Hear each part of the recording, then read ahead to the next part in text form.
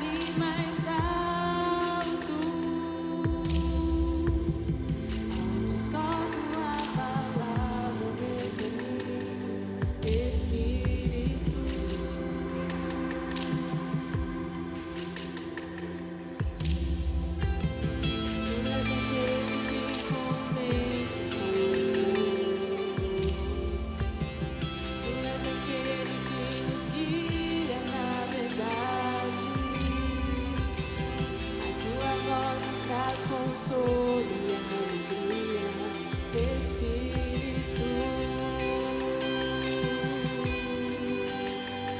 faz morada em nossos corações. És bem-vindo, tua presença satisfaz. Não há outro, nosso amigo em todo tempo, Espírito.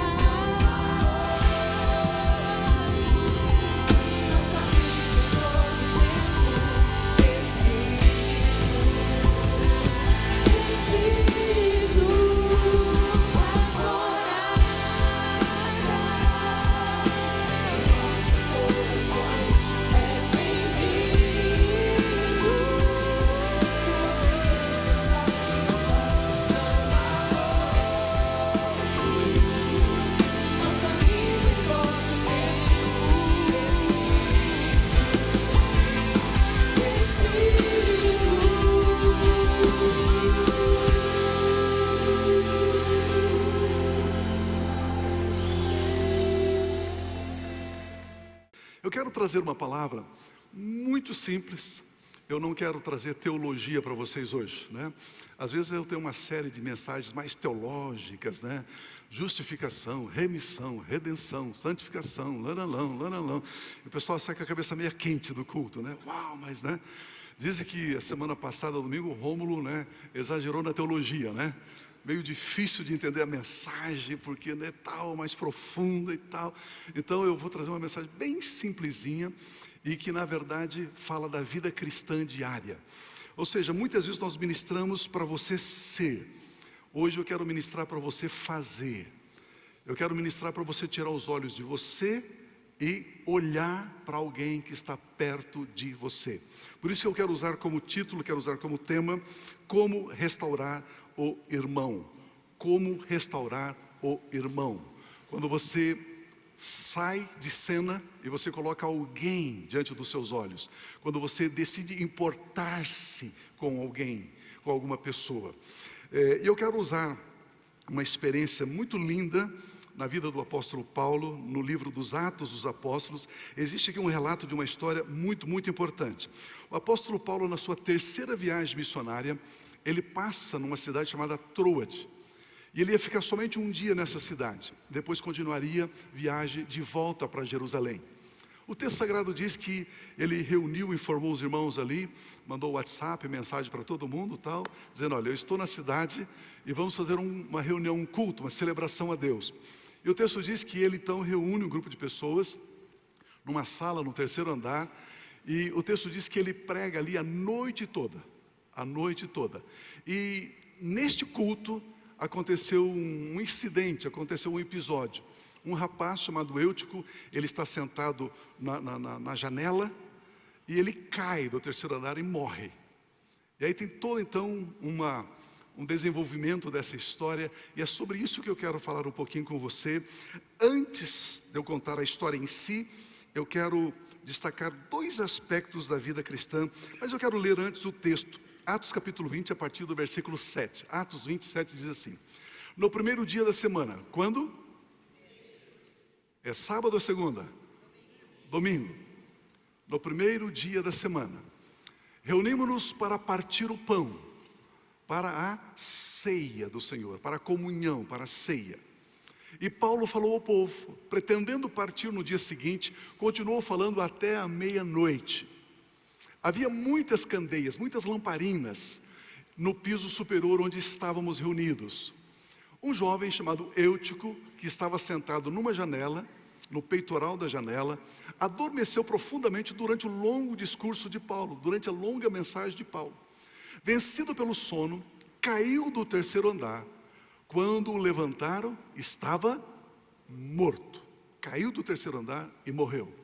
Paulo desceu, parou a sua mensagem, parou o que estava fazendo. Embora ele estivesse com uma agenda muito apertada, no outro dia ele ia embora, nunca mais voltaria para aquele lugar.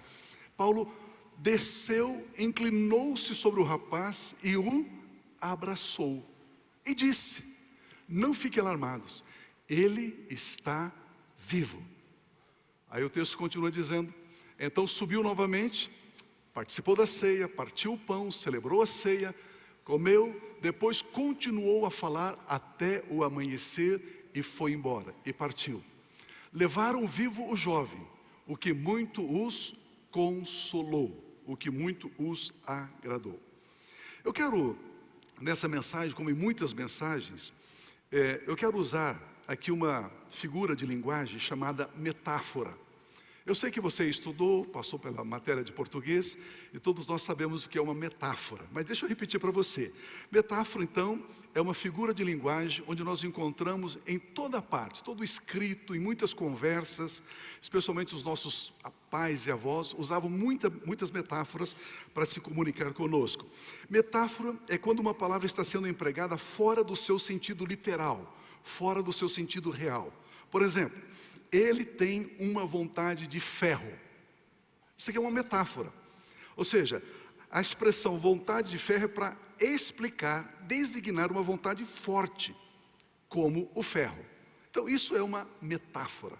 Estamos recuperados aqui? O texto sagrado de Atos capítulo 20 diz que no primeiro dia da semana, ou seja, no domingo, a igreja se reuniu para celebrar a Deus. E estava ali um homem muito, muito importante. Um homem que havia passado ali, havia fundado, plantado essa igreja, e agora ele está visitando novamente essa igreja. Eles se reuniram para celebrar a Deus, para partir o pão, para celebrar a ceia e também para ouvir a mensagem de Deus através do grande apóstolo Paulo. Embora já exista, amados, um movimento bastante forte nos Estados Unidos e já na América do Sul, um movimento que está pregando a graça. E eles dizem o seguinte: tudo é graça. Fora da graça não tem graça. E eles estão assim, entrando num extremo tão perigoso, que eles estão dizendo o seguinte: na graça, você não precisa mais da ceia do Senhor. Eles estão num extremo tão grande que eles estão dizendo o seguinte: na graça não é necessário mais batismo. Alguns já estão dizendo: se você entender o que é graça, o diabo nem existe mais. Olha os extremos, olha o perigo desses extremos, né? E estão aí, já existe igreja no Brasil, né, com já um monte de gente lá, é isso mesmo, é graça, não tem mais ceia, não tem mais batismo, isso é tudo bobagem, isso é religião, isso é estrutura humana. Já estão aí nesse extremismo desses movimentos que surgem. Mas deixa eu ser um apologeta aqui, deixa eu explicar um pouquinho para vocês. Será que de fato eles estão certos? Ceia não existe, batismo não precisa mais, aquilo não precisa mais, aquilo não precisa mais outro. Será que eles estão certos? Vamos dar uma olhadinha aqui, por gentileza. 1 Coríntios capítulo 11, versículo 28. Olha que o apóstolo Paulo, que é o construtor da graça, da revelação da graça, ele diz assim: examine-se cada um a si mesmo, e então coma do pão e beba do cálice. Coma do pão e beba do cálice. No grego, os verbos comer e beber está, na gramática grega, está na voz ativa. O que é voz ativa? Voz ativa do verbo representa o sujeito como o agente ou executor da ação. Por exemplo, para ficar mais simples, por exemplo, na sentença, na frase: o rapaz chutou a bola. O rapaz executa a ação. Isso é voz ativa. O sujeito, alguém, executa a ação do verbo. Então, o rapaz executou a ação porque o verbo chutar está na voz ativa. Então, nesse texto de 1 Coríntios 11, 28, examine-se, pois, o homem a si mesmo, e assim, coma do pão e beba do cálice, expressa uma ordem para nós cristãos, para nós salvos em Cristo Jesus, uma ordem para nós realizarmos uma ação. Isso é a voz ativa. A ação instruída pela autoridade de Cristo Jesus, que disse: coma do pão e beba do cálice. Quem foi mesmo que emitiu essa ordem, coma o pão e beba o cálice? Foi o próprio Senhor Jesus Cristo, o próprio Filho de Deus. Leiamos, por gentileza, esse texto de 1 Coríntios, versículo 11, a partir do versículo 23. Olha o que diz o texto aqui: pois eu recebi do Senhor o que também lhes entreguei. O que Paulo está dizendo? Ele recebeu de quem? Do Senhor Jesus. Esta instrução veio do Senhor Jesus para Paulo. Que o Senhor Jesus, na noite em que foi traído, ele tomou o pão, e tendo dado graças, partiu o pão e disse: isto é o meu corpo, que é dado em favor de vocês, façam isto. Voz ativa: façam isto em memória de mim. Da mesma forma, depois de comer o pão da ceia, ele tomou o cálice e disse: este cálice é a nova aliança no meu sangue, façam isso, sempre que o beberem, em memória de mim. Agora é interessante, amados, que quando as pessoas aí já estão pregando, dizendo, ensinando que a ceia não é necessário mais, eles dizem: a ceia, ela é simplesmente uma réplica da Páscoa dos judeus. Ou seja, que apontava para um cordeiro que viria. Agora que Jesus já veio, não precisa mais. Mas quando Jesus partiu o pão, quando Jesus deu o cálice para os 12 discípulos ali no cenáculo, Paulo estava presente? Saulo estava presente? Sim ou não? Não. Saulo não havia convertido, ele estava Jesus estava compartilhando a ceia para os 12 discípulos. Então Jesus morre, Jesus ressuscita, depois Jesus aparece a Saulo na estrada de Damasco. Lembra da história? Aí Saulo cai por terra, Jesus fala com ele, e mais tarde Saulo, ele é arrebatado e levado até o terceiro céus, e ele recebe a revelação da igreja, a revelação da graça. O próprio Senhor Jesus revela a ele. Você pode ler isso em Gálatas capítulo 1 e capítulo 2. O próprio Senhor Jesus revela a ele. E uma das revelações que Jesus deu foi esta, sobre a ceia. Por isso que ele diz, eu recebi do Senhor Jesus aquilo que eu estou ensinando.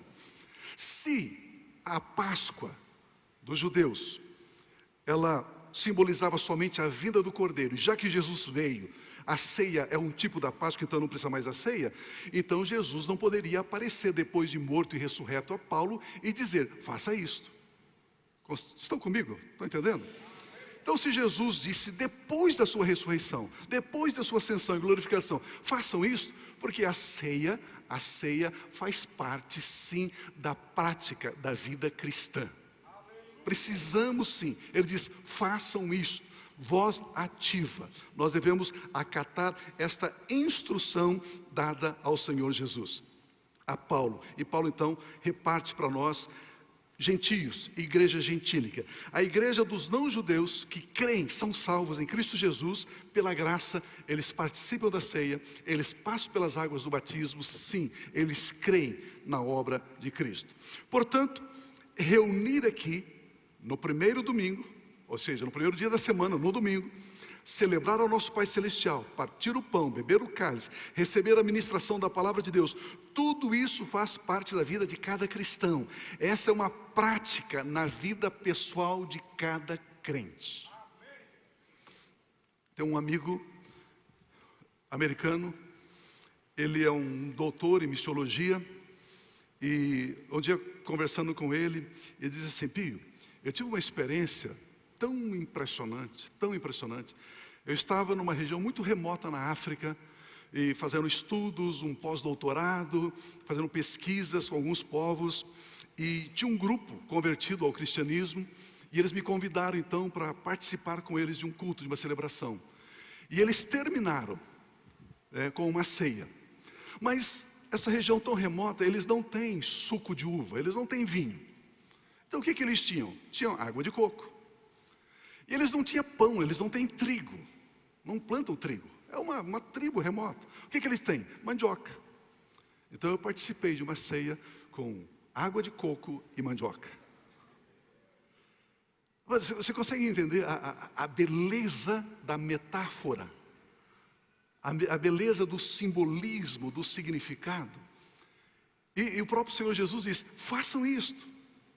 Participem, façam isto em memória de mim. Graças a Deus por isso. Então, estamos compreendidos aqui? Então, quando você ouvir essa conversa mole aí, olha, não tem mais ceia, não tem mais isso, tal, né? Pode pisar, pode chutar que é laço, né? Chuta que é laço, não vem de Deus, ok? Depois dessa introdução, dessas considerações importantes, vamos voltar ao texto de Atos capítulo 20 e vamos falar sobre celebrar a Deus. Esse é o primeiro ponto, celebrar a Deus. Vamos ler os versículos 8 e 9. Havia ali muitas candeias, muitas lamparinas no piso superior onde estávamos reunidos. Eles reuniram para celebrar. Eles estavam ali, um jovem chamado Eutico, que estava sentado numa janela, adormeceu profundamente durante o longo discurso de Paulo. Ele estava pregando a palavra, estava ensinando. Vencido pelo sono, caiu do terceiro andar. Quando o levantaram, ele já estava morto. Amados, o local está cheio. Muitos cristãos vieram para celebrar a Deus. E como eu disse, na reunião de celebração, no culto tem louvor, tem comunhão, tem o pão, tem o vinho, tem a mensagem. Muitos vieram para ouvir o grande apóstolo Paulo. E a Bíblia diz que esse jovem chamado Eutico, membro dessa igreja local, também veio para o culto. Ele escolheu estar presente ali. Ele conseguiu um lugar junto à janela. Pense comigo, talvez a noite estivesse muito quente, e sentadinho na janela, ele estava recebendo uma brisa gostosa, um vento gostoso, porque tinha muita lamparina, né? Lamparina, não era lâmpada elétrica, é lamparina. aquela fumaça da lamparina, aquele calor da lamparina, e ele então senta ali na janela, talvez para receber ali um vento fresco, gostosinho. Ou talvez ele tivesse chegado cedo, sentou ali num lugar, numa cadeira, num banquinho, e as pessoas começaram a chegar, e ele percebe que algumas pessoas mais velhas estavam chegando. O que ele faz? Ele levanta, dá um lugar para uma pessoa mais velha e senta na janela. Era o lugar que ele encontrou. Alguma coisa estava acontecendo que fez com que esse moço fosse ali para a janela. Eutico estava ali, na comunhão com os irmãos, também recebendo a palavra de Deus pregada pelo apóstolo Paulo. Esse jovem, em um determinado momento, a Bíblia diz que ele foi vencido pelo sono. Talvez um jovem que executava um trabalho pesado, um trabalho difícil, um trabalho desgastante fisicamente. Ele está ali e ele foi vencido pelo sono. E o texto diz que, sentado junto ao parapeito da janela, ele cai do terceiro andar. E o texto diz, quando os irmãos foram socorrê-lo, ele estava morto. No meio do culto, no meio da celebração, Paulo pregando, de repente ouve-se um grito: "Uau! Alguém caiu, alguém caiu, alguém caiu, alguém caiu." Um grupo desce lá, um grupo de serviço corre lá, né?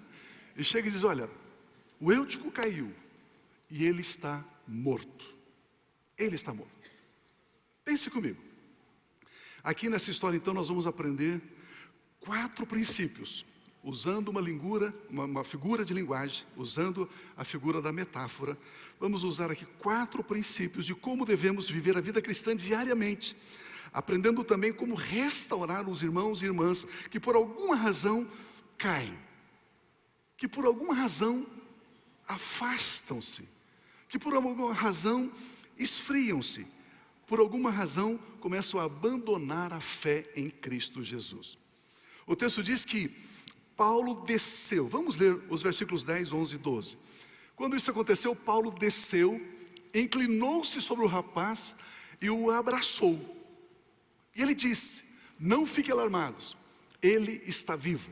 Uma outra versão diz: "A alma nele está." Uma outra versão diz: "O espírito nele está." Então subiu novamente, partiu o pão, ou seja, participou da ceia, comeu, depois continuou a falar até o amanhecer, ao raiar do sol. E depois Paulo despede daquela igreja e vai embora. O versículo diz: "Levaram o jovem vivo, o que muito os consolou." Ficaram alegres. Eutico está vivo. Celebraram Eutico. O primeiro princípio para restaurarmos o irmão. Primeiro princípio, como eu disse, eu tenho pregado algumas mensagens para fortalecer você, mas hoje eu quero que você saia de cena e coloque alguém no seu lugar. Você agora vai servir alguém, ministrar alguém. O texto bíblico diz que o apóstolo Paulo faz uma pausa na mensagem dele. Ou seja, ele para aquilo que ele estava fazendo. Paulo parou a sua mensagem, parou o seu trabalho e considerou o que estava acontecendo com Eutico. Depois Paulo desce aonde o rapaz está caído. Essa é a primeira lição para nós restaurarmos alguém. A igreja, nós, filhos de Deus, devemos considerar como sendo mais importante as pessoas do que aquilo que nós estamos fazendo. Paulo parou o que estava fazendo. Paulo entendeu que a necessidade de um irmão era maior do que o trabalho dele. Paulo entendeu que o irmão Eutico, o jovem Eutico, era mais importante do que ele estava fazendo. Naquele instante, Paulo está nos ensinando que a agenda do irmão era mais importante do que a agenda dele. É assim que a igreja restaura os irmãos, colocando o irmão, colocando a vida da pessoa em prioridade. Interessante entendermos isto. Quando um irmão cai, devemos dar o nosso tempo para ele, parando aquilo que estamos fazendo. E depois devemos descer até onde ele está. Descer aqui é fazer um contato pessoal, físico, fazer uma visita. É muito mais do que um WhatsApp. "Ah, pastor, eu mandei uma mensagem no WhatsApp. Será que ele leu?" "Ah, não sei, mas já mandei, não tem mais nada a ver com isso." Não. Paulo não mandou um WhatsApp. Paulo não mandou uma mensagem. Paulo desceu, Paulo foi lá, pessoalmente, fisicamente, olhar nos olhos É assim que se restaura uma pessoa. Descer aqui, então, é fazer uma visita pessoal, é um contato pessoal. E agora, vejamos o que o apóstolo Paulo não disse nesse contato. Vamos aprender o que não dizer quando você vai restaurar alguém. Você precisa aprender a não falar algumas coisas. Por exemplo, deixa eu usar alguns exemplos aqui. O apóstolo Paulo, ele não disse: Eutico, eu vi você na janela. E na janela não é lugar de estar. Porque janela é um lugar em que o seu coração está dividido. Você está olhando as mocinhas passar lá na rua e olhando para dentro da igreja. Por isso que você caiu, Eutico. Paulo não disse isso. Paulo não disse isso. O apóstolo Paulo não disse: jovem, Deus pesou a mão sobre você. Porque você não estava alicerçado, arraigado, plantado na igreja. Você estava dividido e Deus pesou a mão. Paulo não disse isso. Paulo não disse: jovem, você estava mais interessado no que estava acontecendo no mundo do que estava acontecendo no reino de Deus. Paulo não disse isso. Paulo não disse: jovem, os teus olhos estavam voltados para as coisas aqui da terra e você já não estava mais interessado para as coisas eternas. Paulo não disse isso. Não, Paulo não disse. O apóstolo Paulo não disse nada disso. Paulo não emitiu nenhuma palavra de juízo, nenhuma palavra de condenação. Simplesmente Paulo parou o que estava fazendo, desceu até onde Eutico estava caído, e o texto diz: e o abraçou. E o abraçou. Como restaurar um irmão, uma irmã? Como restaurar alguém que está se afastando do convívio, se afastando da comunhão, do partir do pão? Pare o que você está fazendo. Desça até onde a pessoa está. Abrace a pessoa. Aleluia. Posso ouvir um amém? O irmão parou de vir aos cultos. Pare o que você está fazendo. Desça até onde ele está. O irmão parou de vir ao grupo familiar. Pare o que você está fazendo. Desça até onde ele está e o abrace. O irmão não serve mais na igreja, não louvou, ele não está mais tocando instrumento, ele não está mais servindo no departamento infantil, nos juniores, adolescentes, jovens, grupo de serviço, na mídia, no voluntariado. Pare o que você está fazendo, desça até onde ele está e o abrace. Aleluia. Aleluia. É uma igreja que se importa. Sabe quando você deixa de ser eu, ego, e olha para os lados e considera as pessoas? Mas esta é a vida cristã diária, esta é a vida cristã da igreja. Esses são os passos que eu e você devemos dar para restaurar um irmão, uma irmã. Alguém caiu, não julgue. Alguém caiu, não condene. Pare o que você está fazendo. Desça até onde a pessoa está. Abrace essa pessoa. Um segundo passo, um segundo princípio. O texto bíblico diz que o apóstolo Paulo viu vida nesse rapaz. Todos disseram: ele está morto. Não tem mais jeito. Ele morreu. O apóstolo Paulo vem e diz assim: ele está vivo. O apóstolo Paulo não somente viu vida nele, mas o apóstolo Paulo também disse, ele declarou: ele está vivo. Amados, muitos disseram: está morto, não tem mais jeito, desista. Mas a igreja, nós, filhos de Deus, estamos vendo vida, estamos vendo esperança. A igreja continua crendo, confiando, mesmo quando muitos desistem. Portanto, não desista desse irmão ou dessa irmã. Ele está vivo. Ei, essa pessoa que você está pensando, ela está viva. Creia nisso. A igreja vê vida onde todos estão dizendo: não tem mais solução. Ele voltou para as drogas, ele voltou para a bandidagem, ele abandonou tudo, ele abandonou a esposa, já se separou. Você diz: ele está vivo. Ele está vivo. Desistir das pessoas não faz parte da vida cristã diária da igreja. Para restaurar uma pessoa, você precisa olhar com os olhos do Espírito e enxergar vida nessa pessoa, enxergar que o Espírito Santo ainda está nela. E depois que você enxerga que o Espírito Santo está nela, você então faz como Paulo, você declara. E aqui está o terceiro passo. Terceiro passo, declarar. Declarar. O apóstolo Paulo não somente viu, mas ele diz, ele está vivo. O Espírito nele está. Quando alguém se afasta da comunhão, cai em alguma prática pecaminosa, muitos têm a tendência de dizer, o Espírito Santo não está mais com ele.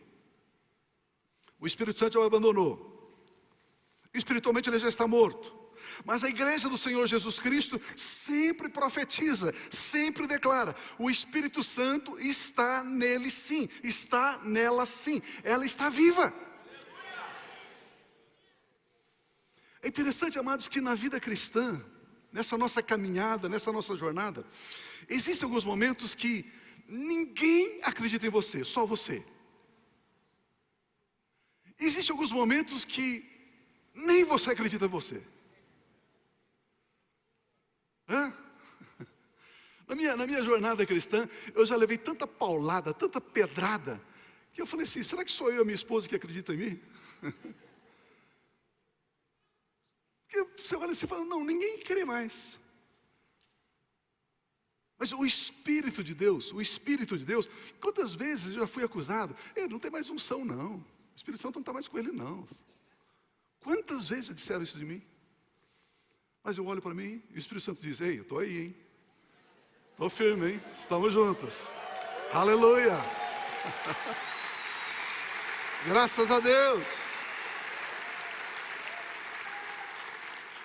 Por isso, eu quero declarar sobre a sua vida, meu irmão, minha irmã. Não importa o que você tenha feito nesse final de ano, nesse começo de ano. Eu sei que o seu coração está apertadinho, você está meio triste, está meio acanhado. Você olha assim, sabe, constrangido. Eu quero dizer o seguinte, o Espírito do Senhor está em você. O Espírito Santo está sobre a sua vida. Ele habita em você. Creia nisso. Aceite isso. Receba isso. O Espírito Santo de Deus permanece sobre você. O teu chamado continua válido. O teu chamado continua vivo. O teu chamado ainda existe. A igreja do Senhor Jesus tem uma declaração. O Espírito Santo nele está. Quando alguém vier para você e dizer assim, olha, fulano não está mais e tal, se divorciou, está com uma amante e tal, você, ei, o Espírito Santo nele está. Você vai deixar o inferno endemoniado, encapetado. Não, pastor, você não está entendendo, é que ele está uma vida já tentando. O Espírito nele está. Declare, profetize, declare. A Bíblia diz que a unção e os dons são irrevogáveis. A unção para ele tocar o instrumento está sobre ele ainda, mesmo porque faz um ano que ele não toque. A unção para ele cantar, permanece sobre ele, mesmo que ele não esteja cantando, mesmo que ele não está aí. A unção permanece para ele liderar um grupo, menos que ele já tenha abandonado faz tempo. A unção permanece para ele servir, está lá a unção. A mão dadivosa de Deus permanece sobre ele, permanece sobre ela. A igreja declara palavras de vida e não de morte, pois em nossa boca existe um milagre. Aleluia! Aleluia! Aleluia! É assim que restaura o irmão, é assim que restaura a irmã. O quarto princípio para restaurar o irmão, para restaurar uma irmã, o texto bíblico diz que o apóstolo Paulo levanta o rapaz e leva-o de volta para cima. Leva ele para cima. Celebra a ceia, celebra a morte e a ressurreição de Cristo Jesus. Paulo continua a pregar a palavra revelada de Deus, com alegria, com gratidão. A vida cristã diária passa por esses princípios, por essas atitudes. A vida cristã diária consiste em levar aquele que caiu de volta para cima.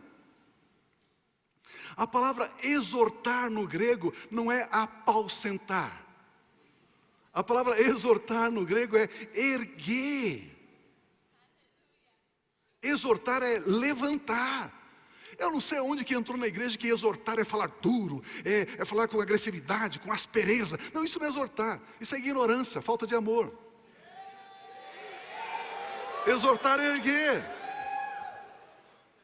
A palavra grega exortar é erguer. A Bíblia Sagrada diz que quando você levanta alguém que caiu, você ganhou o seu irmão, você ganhou a sua irmã. Os passos. Depois, em primeiro lugar, parar o que você está fazendo. Depois, descer até onde a pessoa amada está e abraça essa pessoa. Depois, você vê vida e você declara a vida na vida da pessoa. Depois, você conduz a pessoa de volta para cima. Esses são princípios que restauram os nossos irmãos. Aleluia. Você crê nisso? Hebreus capítulo 10, os versículos 24 e 25 embasa tudo isso que eu estou falando. O texto diz: e consideremos uns aos outros. Ou seja, olhe para o seu irmão, olhe para a sua irmã, para nos incentivarmos. A palavra incentivar aqui é declarar palavras de amor. Incentivar ao amor e às boas obras. Estimular com palavras. Paulo disse, o Espírito nele está. Olha o versículo 25. Não deixemos de reunir-nos como igreja. Não deixe de reunir. Eu estou vendo o culto agora só pela internet. Não faça isso. Mas eu reúno lá com o meu filhinho, com a minha filhinha, com a minha esposinha, no meu cantinho, na minha salinha. E de repente vai ter um inferninho também. Não deixemos de reunir-nos como igreja. Segundo alguns já estão acostumados a não vir mais. Mas procuremos encorajar-nos uns aos outros. Ainda mais quando vocês veem que se aproxima o dia da volta do Senhor Jesus. Não se isole, não fique sozinho. Não se isole, não fique sozinho. A Bíblia diz que aquele que se isola, ele se levanta, ele se insurge contra a verdadeira sabedoria. A Bíblia diz que aquele que se isola, ele busca os seus próprios interesses egoístas. Eu sei que existe alguns dias, algumas finais de semana que não tem como vir ao culto, isso, aquilo, uma situação, eu vou acompanhar pela internet. Existe, claro que existe. Mas pela internet você não consegue apertar a mão, você não consegue dar um abraço, você não consegue sentir o perfume do irmão, da irmã. Então o texto é muito claro, ele diz: não deixemos de reunir-nos como igreja, segundo o costume de alguns. Atendi esses dias um casal de Sorocaba, talvez ele esteja nos assistindo. E dizendo que há um tempo atrás, meio angustiados, servem numa igreja local, são felizes, cristãos há bastante tempo. Eles disseram assim, uma fome, uma sede de alguma coisa. E lá um dia caiu na mão dela uma mensagem de um tal de Pio Carvalho. E ela então, pelo YouTube, assistiu e falou: uau, é nisso que eu creio. Ela de noite, pela manhã o marido levantou para ir trabalhar. Aí ela disse assim: querido, eu quero que você ouça isso aqui. Vai pelo rádio aí, pelo carro, né? Vai ouvindo essa mensagem. Ele chega no trabalho e diz assim: ei, de onde que é isso? Pois é, eu não sei, recebi aqui. O marido falou assim: mas eu creio nisso. Ela falou: eu também. Ela falou assim: pastor, tem mexido tanto com a gente, que nós tiramos férias e resolvemos passar parte das nossas férias aqui em Curitiba. A gente não tem ninguém, não conhece nada aqui, mas só para estarmos aqui no culto no sábado, no culto domingo de manhã, no culto domingo à tarde. Nós queremos estar aqui o final de semana, pastor. Viemos aqui para isso. Você pode imaginar isso? Você tem férias, trabalha um ano todo, tira férias e quer passar parte das suas férias dentro de uma igreja? Né? Olha o que diz o texto: não deixemos de nos reunir como igreja. A palavra reunida aqui no grego é epissunagoge, que significa reunião dos cristãos, assembleia dos crentes.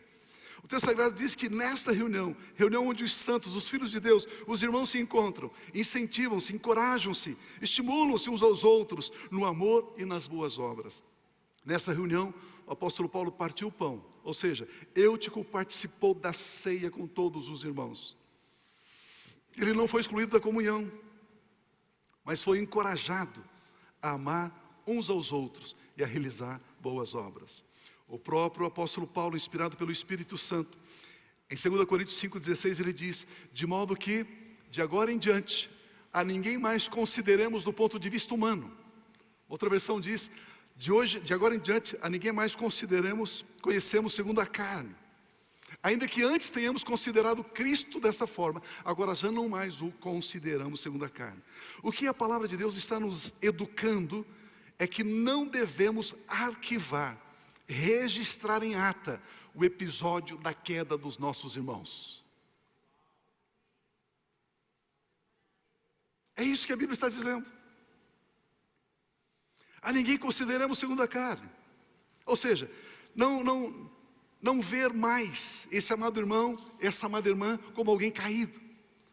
Ver sim como alguém que está vivo, como alguém que está restaurado, como alguém que está sentado lá em cima em Cristo Jesus. O texto diz que eles estavam reunidos no terceiro andar. E o terceiro andar fala do terceiro céu, onde está o trono, onde nós estamos assentados espiritualmente em Cristo Jesus. Por isso o Salmo de número 91, os versículos 1 e 2 diz: aquele que habita no abrigo do Altíssimo, aquele que está sentado nas regiões celestiais do Altíssimo, esse descansa à sombra do Todo-Poderoso. Olha o versículo 2, ele pode dizer ao Senhor: tu és o meu refúgio, tu és a minha fortaleza, tu és o meu Deus. Eles falavam: tu és o meu Deus. Agora, depois de Cristo, eu e você falamos: tu és o meu Pai, em quem confio. Em quem confio. Se você quiser, se você puder, diga comigo assim: eu habito no esconderijo do Altíssimo, eu descanso à sombra do meu Pai Celestial. Por isso eu digo a Ele: tu és o meu refúgio, tu és a minha fortaleza, em Ti eu confio, em Ti eu confio, em Ti eu confio. Aleluia, aleluia, aleluia, aleluia.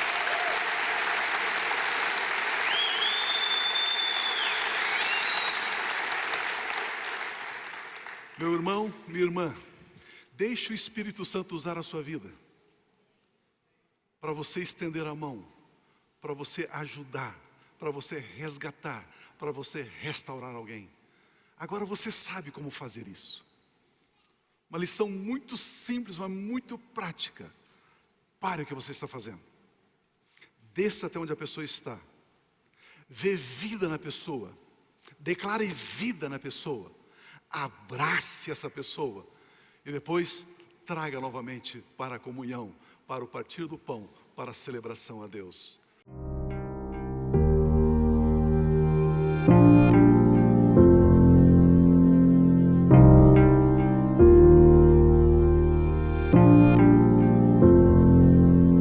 Não tem nada a ver com o que temos ou com o que fazemos, tem a ver com o que somos. A mesma vida que Jesus tem, a mesmíssima, a mesma natureza, a mesma essência, a mesma vida, a vida incriada, o Zoe, a vida eterna, a mesma vida Deus colocou dentro de você. E você avança com absoluta certeza e segurança, porque você sabe quem você é. E quando você sabe quem você é, e quando você é maravilhoso. Como é bom